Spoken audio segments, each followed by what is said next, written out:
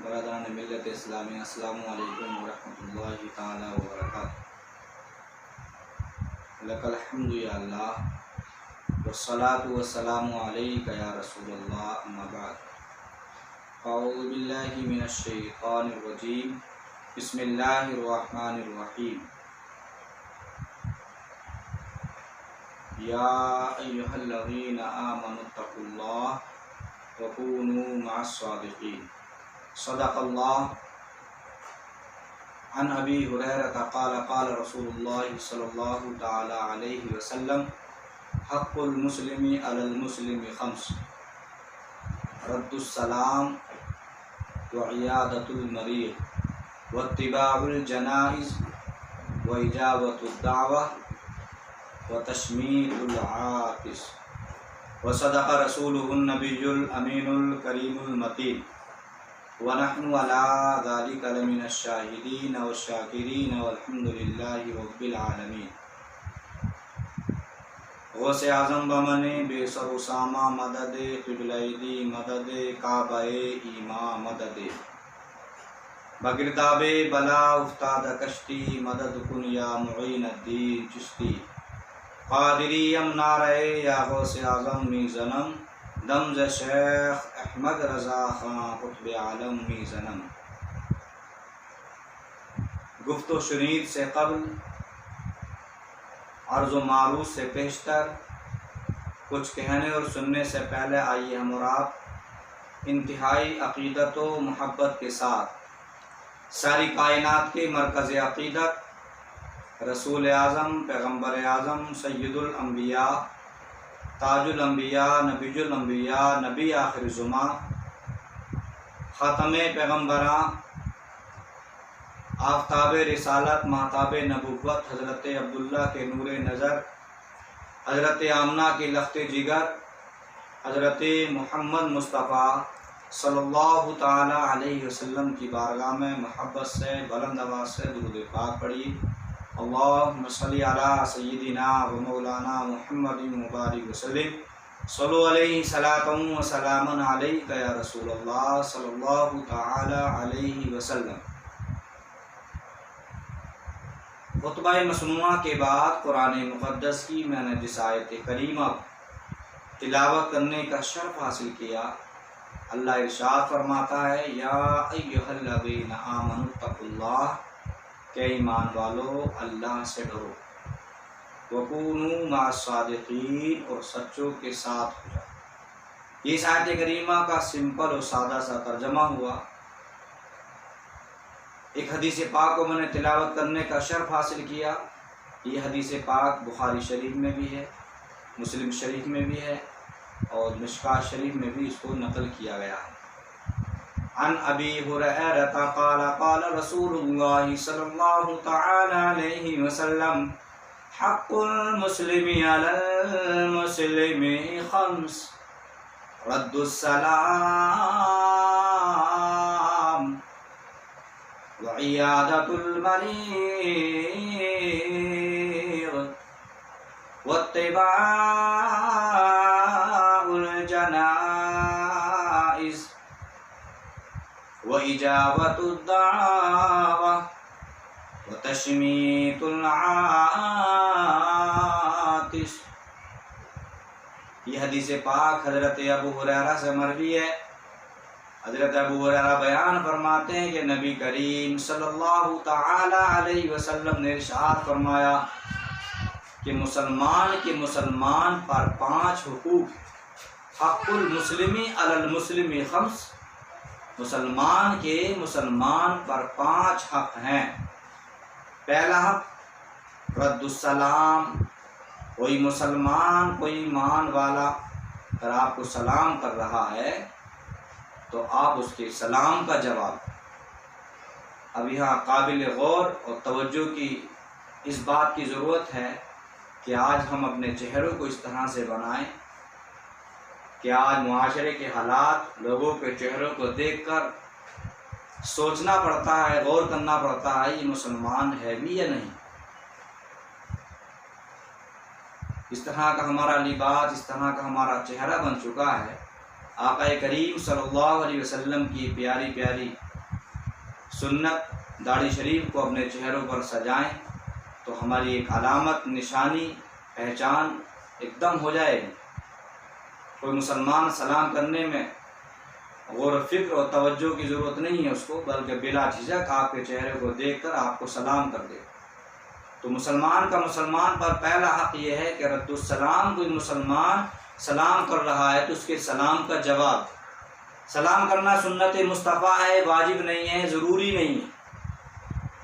مسلمان کی شان یہ ہے کہ مسلمان کو دیکھ کر سلام کرتا ہے۔ آقا کریم صلی اللہ علیہ وسلم ارشاد فرماتے ہیں کہ جو سلام میں پہل کرتا ہے اللہ اس کو 10 نیکیاں زیادہ عطا فرماتا ہے۔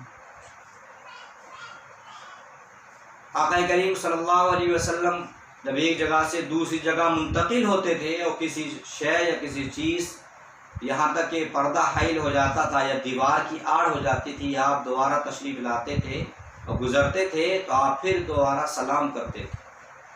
تو مسلمان کا مسلمان پر پہلا حق یہ کہ کسی مسلمان سے مسلمان کی ملاقات ہو تو اس کے سلام کا جواب دے۔ دوسرا حق عیادت المریض، کوئی بیمار ہو جائے، کوئی علیل ہو جائے، علالت میں اضافہ ہو جائے، علالت میں مبتلا ہو جائے تو اس کی عیادت ہو جائے۔ عام طور پر کیا ہوتا ہے کہ کوئی بیمار ہوتا ہے، انسان اس کی عیادت کو جاتا ہے اور جانے کے بعد مریض کے قریب بیٹھ کر بہت ساری گفتگو کرتا ہے۔ کہنا تو یہ چاہیے کہ نہیں گھبراؤ نہیں، مطمئن رہو، اللہ آپ کو شفا عطا فرمائے گا۔ لیکن لوگ زیادہ تر مردوں میں یہ باتیں کم پائی جاتی ہیں، عورتوں میں زیادہ پائی جاتی ہیں، اور عورتوں میں دیکھا گیا کہ وہ اس طرح کے واقعات، اس طرح کی کہاوتیں، اس طرح کی باتیں کرتی ہیں کہ ارے آپ کو یہ بیماری ہے، اس بیماری میں تو فلاں انسان بھی مبتلا ہو گیا تھا، اس کا انتقال ہو گیا۔ تو اس طرح سے مریض کی پریشانی میں اضافہ ہو جاتا ہے، وہ بے چین و بے قرار ہو جاتا ہے، وہ سوچنے پر مجبور ہو جاتا ہے کہ لگتا ہے میں بچوں گا نہیں۔ اس لیے مریض کے پاس پہنچ کر اس کو تسلی دیں، خیریت لیں، اس کی عیادت کریں۔ تو عیادت کرنے کا طریقہ یہ ہے کہ آپ اس کے سامنے وہ واقعات اور وہ باتیں کریں کہ جن بیماریوں میں آپ کے دوست، احباب، اعزہ قاری مبتلا تھے اور اللہ نے ان کو شفا عطا فرمائی۔ جب آپ اس طرح کی گفتگو کریں گے کہ ہمارے فلاں عزیز بیماری میں مبتلا تھے اور اللہ نے ان کو شفا عطا فرما دی، تو وہ مریض سوچنے پر مجبور ہو جائے گا، کہے گا جب اللہ نے اس کو شفا عطا فرما دی تو مجھے بھی شفا ضرور مل جائے۔ عام طور پر یہ ہوتا ہے کہ لوگ عیادت کو جاتے ہیں تو فروٹ لے کر کے جاتے ہیں، پھلوں کو لے کر کے جاتے ہیں، جوس لے کر کے جاتے ہیں، جبکہ صحیح بات یہ ہے کہ آپ جوس لے کر کے جائیں تو ممکن ہے کہ ڈاکٹر نے جوس پینے کو منع کر دیا ہو، پھل فروٹ کھانے کو منع کر دیا ہو، تو یہاں ضرورت اس کو پیسے کی ہے۔ اگر آپ کو اس کی مدد کرنا ہے تو بجائے سیب و کیلا لے جائے، آپ ان کی جگہ پر 100، 200، 500 روپے کا اس کا تعاون کر دیں تاکہ اس کی مدد بھی ہو جائے۔ کیونکہ بیماری انسان کو بتا کر کے نہیں آتی ہے، بیماری کا کوئی ٹائم ٹیبل نہیں ہے، بیماری اچانک آ جاتی ہے۔ اور تجربہ یہ ہے، دیکھا یہ جاتا کہ پورے گھر فنا ہو جاتے ہیں، زمین جائیداد بک جاتی ہے، پلاٹ بک جاتے ہیں، گھر بک جاتا ہے، سارا بینک بیلنس ختم ہو جاتا ہے۔ لیکن ہوتا کیا ہے کہ انسان کسی دوست احباب کے یہاں شادی ہوتی ہے، لوگ شادی میں جاتے ہیں تو شادی کے موقع پر کھانا کھا کر کے لمبے سے لمبا لفافہ 500، 1000، 2000 کے نوٹ وہاں دے کر کے آتے ہیں، جبکہ شادی کی تاریخ 3-4 مہینے پہلے سے متعین ہو جاتی ہے، اور انسان قرضہ لے، ادھار لے یا کسی سے بھی پکڑے۔ کل ملا کے نتیجہ یہ کہ شادی کے سارے انتظام وہ پہلے ہی کر لیتا ہے۔ لیکن اگر پیسے کی ضرورت اس انسان کو ہے تو بیمار کو ہے، بیمار کو ہو سکتا ہے کہ سارا بیلنس ختم ہو گیا ہو، گھر بیچ دیا ہو، پھر بھی شفا نہیں مل پا رہی ہو، علاج و معالجے کے لیے پریشان ہو۔ اس طرح سے اگر ایک دن میں 10 افراد اس کی عیادت کو جائیں گے تو 1000 کا تعاون ہو جائے گا، اگر 100 روپئے اس کو عطا کریں تو اس طرح سے اس کی مدد بھی ہو جائے گی۔ ورنہ ہوتا یہ ہے کہ آنے والے عیادت کرنے والے آتے ہیں اور جاتے رہتے ہیں، کوئی سیب لے کر کے آیا، کوئی کیلے کو لے کر کے آیا تو کیلے اور سیبوں کا ڈھیر لگ جاتا ہے، اور اس کو دوست احباب گھما پھرا کر ہم اور آپ ہی کھا لیتے ہیں، ہم اور آپ ہی تناول کر لیتے ہیں۔ تو مسلمان کا مسلمان پر دوسرا حق یہ ہے کہ کہ کوئی بیمار ہو جائے تو اس کی خیریت کو جائیں، اس کی عیادت کو جائیں، اس کی خبرگیری لیں۔ تیسرا حق یہ ہے اتباع الجنائز کہ جب کسی کا انتقال ہو جائے تو نماز جنازہ پڑھیں، جنازے کے ساتھ چلنا۔ لیکن عام طور پر یہ ہوتا ہے کہ اگر میرے کسی سے تعلقات ہیں یا آپ کے کسی کے تعلقات ہیں تو ہوتا یہی ہے کہ بس وہی اسی محلے کے چند افراد دکھائی دیتے ہیں، جبکہ مسلمان کو کسی مسلمان کی خبر اتنا مل جائے کہ فلاں انسان کا انتقال ہو گیا تو جیسے اطلاع ملے اپنا قیمتی وقت نکال کر نماز جنازہ میں ضرور شرکت فرمائے۔ نہ جانے دنیا سے جانے والا کتنا متقی پرہیزگار انسان ہو اور اللہ اس کے صدقے میں ہماری مغفرت فرما دے۔ یا ہو سکتا ہے کہ دنیا سے جانے والا گناہ گار ہو، سیاہ کار ہو اور نماز جنازہ میں شرکت کرنے والے افراد متقی پرہیزگار نمازی ہوں تو ان کی برکت سے اللہ اس کی مغفرت فرما دے۔ چوتھا حق وہ اجابت الدعوہ کہ کوئی دعوت کر رہا ہے تو اس کی دعوت کو قبول کیا جائے۔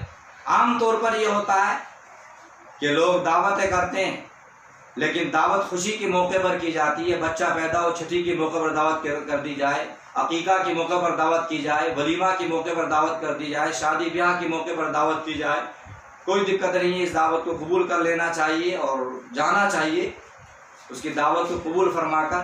لیکن عام طور پر یہ دیکھا جاتا ہے کہ لوگ 10واں 20واں اور 40ویں کے موقع پر چھوائی و برسی کی فاتحہ کے موقع پر دعوت کرتے ہیں، اور پھر دعوت کرنے کا بھی طریقہ یہ کہ چنندہ چہروں کو، منتخب چہروں کو، چمکتے ہوئے چہروں کا انتخاب کرتے ہیں کہ فلاں پردھان صاحب کی، فلاں ممبر صاحب کی، فلاں پارشد صاحب کی، فلاں حاجی صاحب کی، فلاں نمازی صاحب کی۔ اس طرح سے لوگ دعوتیں کرتے ہیں تو 10واں 20واں 40ویں کے موقع پر دعوت کر کے امیروں کو کھلانا بجائے ثواب کی گناہ ہے، جنہیں آپ سے ہم گزارش کریں گے کہ ان مالداروں کی دعوت نہ کریں بلکہ غریب، غربا، مسکین، محتاجوں کی دعوت کریں، ان کو کھلائیں تاکہ مرنے والے کو اس کا ثواب پہنچ جائے۔ اور آپ کا مقصد ہی ہوتا ہے کہ اس محفل کو سجانا، خورد و نوش کا، ماکولات و مشروبات کا اہتمام کرنا تاکہ غربا، یتیم، محتاج کھائیں اور ہمارے مرنے والے کو اس کا ثواب مل جائے۔ لیکن آپ کھلائیں گے مالداروں کو، امیروں کو، دولت والوں کو، چمکتے ہوئے چہروں کو، دنیا داروں کو آپ کھلائیں گے، نتیجہ یہ ہوگا کہ ایسے موقع پر دعوت کر کے کھلانا بجائے ثواب کے گناہ ہوگا اور آپ کا مقصد ہے ثواب کمانا۔ چوتھا حق یہ ہے وہ تشمیت العاطس کہ جب کسی مسلمان کو چھینک آئے تو اس کی چھینک کا جواب، جس کو چھینک آئے وہ الحمدللہ کہے، اور جو مخاطب ہے، جو سن رہا ہے، وہ یرحمک اللہ کہے۔ تو آپ سے گزارش کریں گے ان 5 حقوق کو ادا کرنے کی کوشش کریں، انشاءاللہ ان 5 حقوق کو، 5 حقوق کو آپ ادا کریں گے، اللہ آپ کی زندگی میں انقلاب پیدا فرمائے۔ اللہ والوں سے محبت کیجیے، اللہ سے ڈریے، نیک اعمال کیجیے، اللہ کو یاد کرتے رہیے، گھر میں رہیے، ویران میں رہیے، کہیں بھی رہیے، اپنوں میں رہیے، غیروں میں رہیے، لیکن مسلمان بن کر زندگی گزاریے، اور وہاں یہ ثابت کیجیے کہ مسلمان وہ مسلمان ہوتا ہے کہ کہیں بھی رہتا ہے کہ مسلمان اسلامی زندگی گزار کر اپنے کلچر، اپنے مزاج، اپنے اخلاق، اپنے کردار سے یہ ثابت کرتا ہے کہ مسلمان کہیں بھی رہے لیکن مسلمان بن کے زندگی گزارتا ہے۔ اللہ سے دعا مولا ہم سب کو اچھے اعمال کرنے اور ان 5 حقوق کو ادا کرنے اور ان پر عمل کرنے کی توفیق عطا فرمائے۔ استغفر اللہ ربی من کل ذنب و اتوب الیہ۔ السلام علیکم ورحمۃ اللہ تعالی وبرکاتہ۔